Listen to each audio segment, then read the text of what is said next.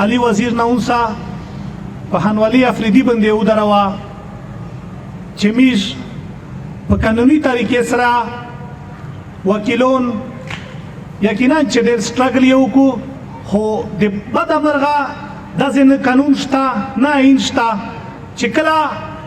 دغه ریاست ته ته خبره کوې به دا وي چې په قانون او په آئین باندې روشه خو دا عوام دا ولس دا آئین یا پیژني قانون یا پیژني خو دا جابر ریاست قانون او آئین نه پیژني کنی علي تقریبا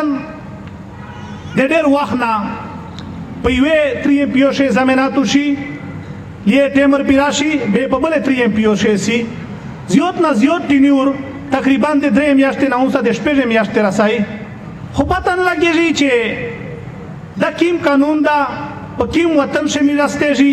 په کیم ریاست شه استېږي چې د میش اواز په مختلف طریقې سره دباو کېږي علي دغه خورې د پورا امن غوښته ده د ولس د پورا امن غوښته ده ځکه ټرچر کېږي نو میش غوښتنه کوي مزاحمت یې کوي د عدلیانه یې کوي چې دمره مجروح کېږه ما د چا په لوسې شه مرسا د وطن او د ولس یو امید ده د عدلیانه چې هر الیار وربان شي د عدلیات روشي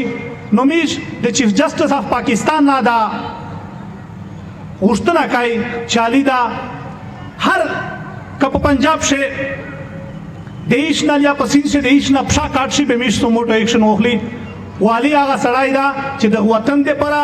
د دغه خورې دپورې اوتلس نینس شهیدون د کیر نه ورکړي دي خو د دې هېڅ یا پته نه کوي ډېره د افسوس خبره ده میش د چیف جسټس نه دا هغه کوي چې د علي ناونسه په حنولي افریدي باندې ودروه بېګناه په دغه کوي په دغه زایدان په زندان شه دي نو دا د زر نظر خلاص شي ملګری دا جرګه قومي جرګه چې کیما په خیبر شه په 11 اکتوبر باندې شوې وه دا د یو د سیاسي ګوند نه وه دا د یو د تحریک نه وه دا د پی ټی ایم نه وه دا د پښتین وطن د خیبر پښتونخوا ناونسه چې د میش څلور صوبې شه څومره پښتونه آباد دي دا د دغې وه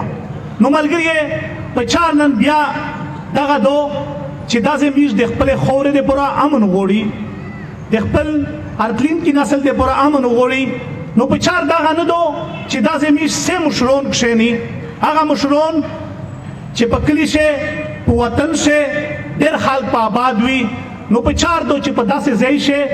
په داسې خاورې شه میش سره کښېني نو میش به ډېر مضبوط شي دا صرف د یو ګوند خبره نه ده نه د یو تحریک خبره ده چې نن میش درځه رغون شوي سوچ ته په وکړو چې کچېرې دی وی چې د یېر وې دغه ځوانونو ته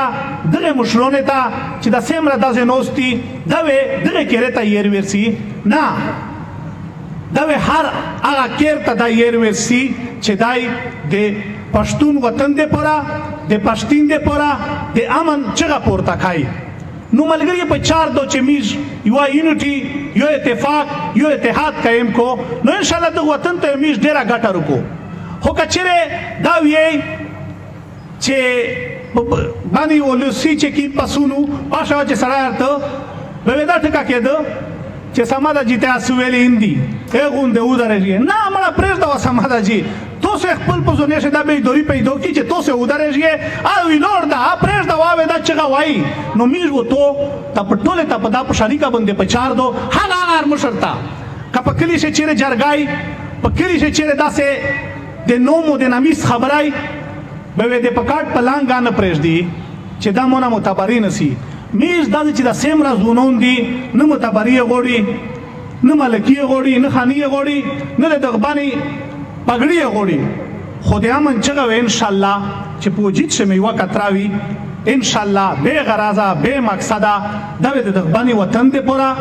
د غبانی خورې دی پورا د غبانی مشمونه دی پورا د غبانی د ترسری دی پورا ان شاء الله چې دا چغه میز د سټوډنټ لایف نه چې کړی دو و ان شاء الله دا په هر پلیټ فارم باندې دا چغه وای زبا خیر شه بیا د مصر ډېر د مختلف علاقې د میز ډېر قدردان مشرون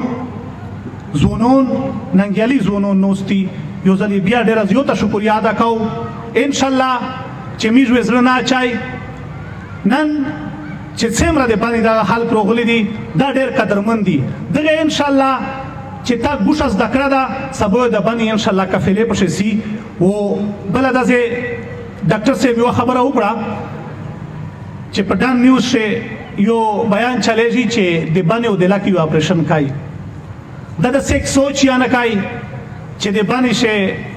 د امن چغا یا د هغه من خبره ورکه شوې دي خدای دا نو کو اومه قتل چې څنګه په 19 جولای باندې وروتلی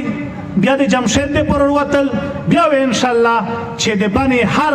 هغه ځوان هغه مشر هغه کشر و ان شاء الله کچره داسې خبره رښتیا شله نو ډاکټر صاحب دا باور کړل را چې دا ځوانون ډېر به در شوې دي ان شاء الله چې مشرون و دغه ته مجبورای چې په کېر شوی شزینه نه پرېږدي دوم یو داسې نوځي ان شاء الله د باندې حالت زه په اخر شه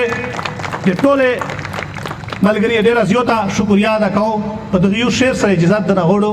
د جبر نه باغی د انقلاب سړی د نمرې د جبر نه باغی د انقلاب سړی د نمرې د وخت گذرونو د جواب سړی د نمرې درمنه وسه